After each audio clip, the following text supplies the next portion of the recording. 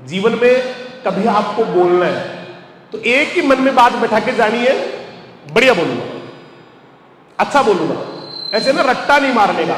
जीवन में ये पता नहीं पर्ची की बात क्यों आ गई, रट्टा तो मारने का ही नहीं बिल्कुल भी।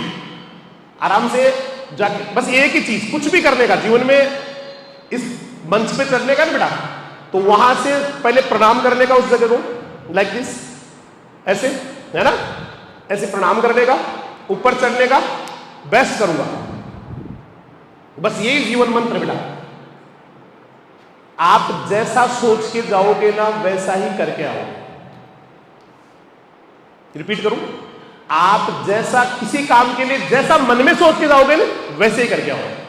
आज मैं बहुत गजब खेलने वाला हूं, उस दिन आप बहुत गजब खेलेंगे। ऐसे ही जाके बस सीधा जाके बैट पकड़ लिया या ग्लव्स पहन लिए, जो भी, और जाके ऐसे ही खेलने लग गया। मेंटली कोई प्रिपरेशन नहीं है, बहुत बुरा खेलोगे। पहली बॉल में आउट हो जाओ, पहली बॉल में आउट हो जाओ। इसका मतलब किसी भी काम को करने से पहले आपने क्या मन में विचार किया है, आपकी मेंटल प्रिपरेशन क्या है, दिमागी तैयारी क्या है, बहुत इंपॉर्टेंट है। खाना खाते हैं, खाना, उसके लिए भी मेंटली प्रिपेयर होना पड़ता है, नहीं तो पचता ही नहीं।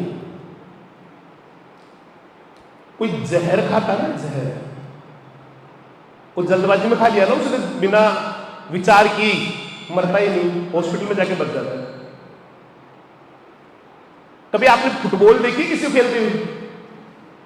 कभी कभी फुटबॉल में ना एक पेनल्टी कॉर्नर मिलता है, एक पेनल्टी कॉर्नर में कई बार बात भी कर चुका हूं पहले। एक पेनल्टी कॉर्नर मिलता है बेटा, जिसमें होता क्या है, दो ही आदमियों के बीच का गेम होता है, बिटवीन द किकर, जो किक मारने वाला है, एंड द गोलकीपर। दो ही आदमियों के बीच का गेम होता है। किसी टीम ने अगर गलती की हो तो सामने वाली टीम को एक फायदा दिया जाता है। उसमें होता क्या है, जैसे यहां पर मान लीजिए एक गोल बना हुआ है, इधर गोलकीपर खड़ा हुआ है, सामने बॉल रखी जाती है, थोड़ी ऊंचाई पे रखी जाती है, फिर एक उस टीम का, सामने वाली टीम का सबसे बेस्ट प्लेयर, द बेस्ट, उसको टीम चुनती है वो स्ट्रोक मारने के लिए। अब मान लो गया और जाते ऐसे गया और जाके ना सीधा उसने किक मार दी, गोल हो जाएगा क्या? कभी नहीं होगा बेटा, 100 साल में नहीं होगा।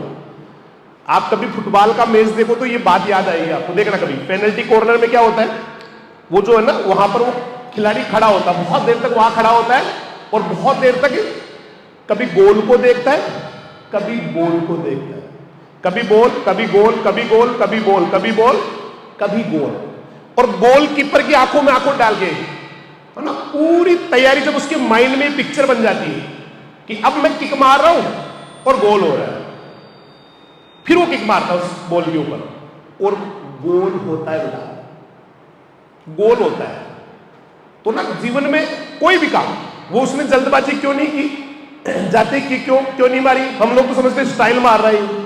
आप कभी देखना, और भी कई एग्जाम्पल बताऊं मैं आपको, कभी जो नया खिलाड़ी जाता है ना, वो जाके पहले यूं करता है, बैट को यूं करता है, अंपायर से पूछता है जी वो सही बीच में आ रहा है क्या? हम ये सोचते हैं कि वो स्टाइल मार रहा है, वो स्टाइल नहीं मार रहा, वो अपने दिमाग को उस गेम के लिए तैयार कर रहा है, वो मेंटल प्रिपरेशन कर रहा है। वो सीधा जाके स्ट्रोक नहीं किया, जो कोई खिलाड़ी गया आने दे भाई, ऐसे नहीं मारा, वो 2 मिनट 3 मिनट वहां पे उस वातावरण में, उस जगह पे सेट होने में लगाता बेटा, उसके बाद में उसको बॉल दी जाती है और वो अच्छा खेलता है। और खेलने के लिए भी ये जो जिंदगी है ना बेटा, इस जिंदगी में पीछे विकेट नहीं है,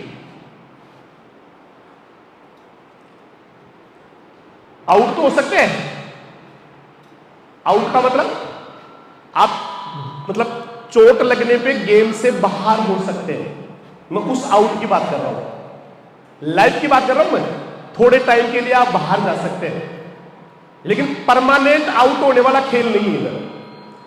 हम किसी भी काम को जब कर रहे होते हैं ना, तो गेम, हर गेम हमारी जिंदगी से रिलेट करता है, जीवन की तरह होता है बेटा।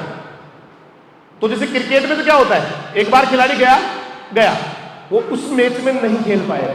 लेकिन जिंदगी का जो गेम है ना बेटा, इसमें विकेट नहीं होते, इसमें ज्यादा से ज्यादा चोट लग सकती है, इंसान बाहर जा सकता है, फिर से आ सकता है खेलने के लिए, क्योंकि आउट नहीं होता परमानेंट, विकेट है ही नहीं। तो जीवन, अब जीवन होता क्या है, जीवन हमेशा स्ट्रोक मारने का भी नाम नहीं है कि हर टेस्ट में मेरे ना पूरे में से पूरे नंबर आने चाहिए, नो डाउट आने चाहिए, गलत नहीं है बेटा, आने चाहिए, गलत नहीं है, लेकिन योद्धाओं से भरी पड़ी है दुनिया।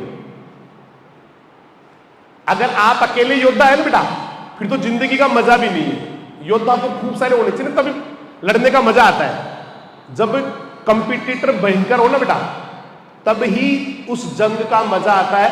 अदरवाइज तो अगर मान लो कभी बोला मम्मी मम्मी है ना, मैं 3rd पोजीशन पे आया, बोला वाह बेटा क्या जबरदस्त गेम खेल के आया, लेकिन बेटा वो दौड़ कितने लोग रहे थे, मम्मी ना 3 ही दौड़ रहे थे,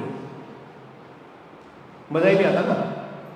हर जिंदगी तो बिड़ जाने का नाम है, जिंदगी तो ना बिड़ने का नाम बेटा। मजा तब आता है जब बराबर में बहुत बड़े बड़े योद्धा हो, बहुत बड़े बड़े शक्तिशाली लोग हो और उनके बीच में चैंपियन बने, तब मजा आता है बेटा, तब अपनी योग्यता साबित होती है, तब अपना जो है ना बेटा। तो अपनी जो बात चल रही थी ना, मेंटल प्रिपरेशन से थी। मैंने बात शुरू की थी कि जीवन में कभी बोलना पड़े तो उसके लिए रट्टा नहीं मारना बेटा, मेंटल प्रिपरेशन करनी है, दिमाग को तैयार करना है। गेम है, उसके लिए भी मेंटल प्रिपरेशन जरूरी है। जैसे एक बहुत अच्छी कहानी है, मैंने कहीं पढ़ी थी, उसमें होता क्या, एक फुटबॉल का मैच होता है बेटा, एक ट्रॉफी चल रही होती है, तो एक टीम का एक प्लेयर होता है, वो ऑलवेज अपने फादर के साथ आता है, अपने पापा को साथ लेके आता है, पापा वहां बैठे होते हैं, उसको कभी खेलने का मौका नहीं मिलता है, उसको ना वो एक्स्ट्रा प्लेयर्स में होता है, टीम में कुछ एक्स्ट्रा प्लेयर होते हैं। जैसे क्रिकेट चल रही है तो 11 के अलावा एक कुछ लोग और होते हैं जो वेटिंग में रहते हैं, भाई कभी कोई किसी के चोट लग गई या और कोई बात हो गई तो वो फील्डिंग करने के लिए आ जाते हैं, या कभी कभी बैटिंग के लिए भी आ जाते हैं। तो फुटबॉल में भी सेम कहानी होती है, तो उसको हमेशा एक्स्ट्रा प्लेयर में रखा जाता है। सारे मैच हो लिए बेटा और उनकी टीम फाइनल में चली गई, वो बच्चा ना कोच के जाके पीछे पड़ गया, सर फाइनल वाले दिन ना मुझे आज खेलना है टीम के अंदर। तो कोच ने कहा भैया हमने कभी आपको खेलते हुए नहीं देखा, हम आपका गेम जानते नहीं है, आज तक आप हमारे एक्स्ट्रा प्लेयर रहे हैं, तो ना फाइनल में हम रिस्क नहीं ले सकते, फाइनल में रिस्क नहीं ले सकते आप नए खिलाड़ी को डाल के, क्योंकि पहले वाले में तो ये था कि कोई मौका मिल जाता, कई बार कोई हार भी गए मैच तो उससे फर्क नहीं पड़ता था लीग मैच में तो, बट ये तो फाइनल है ना, या तो हारने का मतलब नंबर 2 हो गई, जीतने का मतलब चैंपियन हो गए, तो बोला रिस्क नहीं ले सकते। बोला सर कुछ भी कीजिए, कुछ भी, मुझे तो खेलना है। बोला भाई नहीं ले सकते रिस्क, बड़ा गेम है, फाइनल है। बोला सर कुछ भी कीजिए, मुझे खेलना है। वो पैर पकड़ के रोने लग गया, मुझे खेलना, सर एक मौका दीजिए, मैं खेलना चाहता हूं। अब बहुत मुश्किल से वो कोच तैयार हो कि ठीक है आ जाओ, लेकिन जब गेम चालू हुआ ना बेटा, उस लड़के ने गोल पे गोल, गोल पे गोल, गोल पे गोल, गोल पे गोल, दमादम गोल डाल दिए और भयंकर रूप से उनकी टीम जीत गई उस बच्चे की वजह से। बाकी दुनिया देखती रह गई, सबकी सांसें रुक गई, सबकी धड़कनें बंद हो गई। वो बच्चा ऐसे खेला जैसे कोई दुनिया का नंबर 1 फुटबॉल प्लेयर खेल रहा हो। सारे लोग बड़े एस्टोनिश थे, आश्चर्यचकित थे, बोला क्या हुआ ये, ऐसे कैसे हो गया। तो उस बच्चे को कोच ने बाद में, वो मैन ऑफ द मैच बना, लोग उसके जयकारे लगा रहे हैं।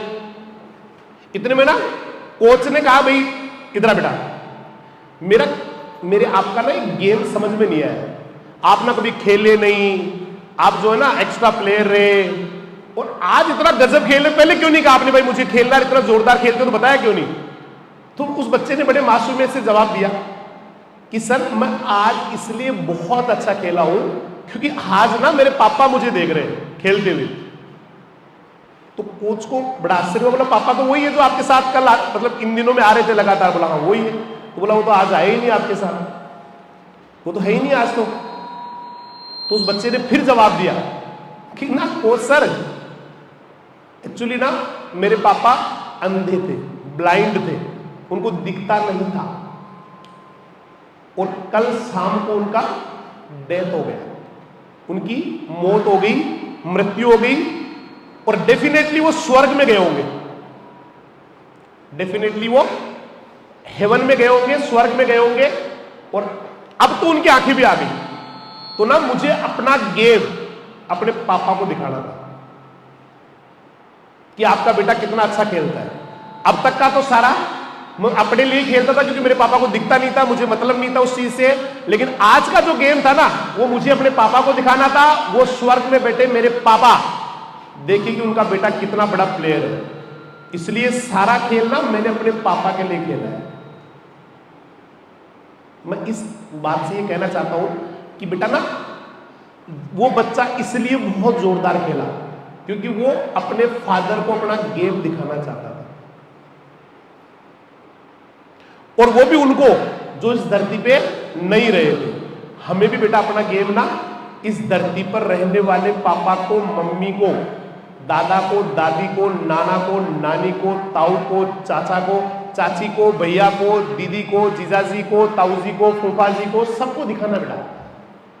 इसके साथ साथ अपने टीचर्स को, जिन्होंने पहली क्लास से LKG से लेके अब तक आपको पढ़ाया है या आगे पढ़ाने वाले हैं, उनको भी अपने जीवन का गेम दिखाना है बेटा। उनको भी दिखाना है कि उनका स्टूडेंट कितना बड़ा चैंपियन है, कितना बड़ा हिम्मत वाला और संघर्ष करने वाला है। उनको भी गेम दिखाना है। गेम आने वाली पीढ़ियों को भी दिखाना है, जो इस धरती पे आई नहीं है, अजन्मी है बेटा।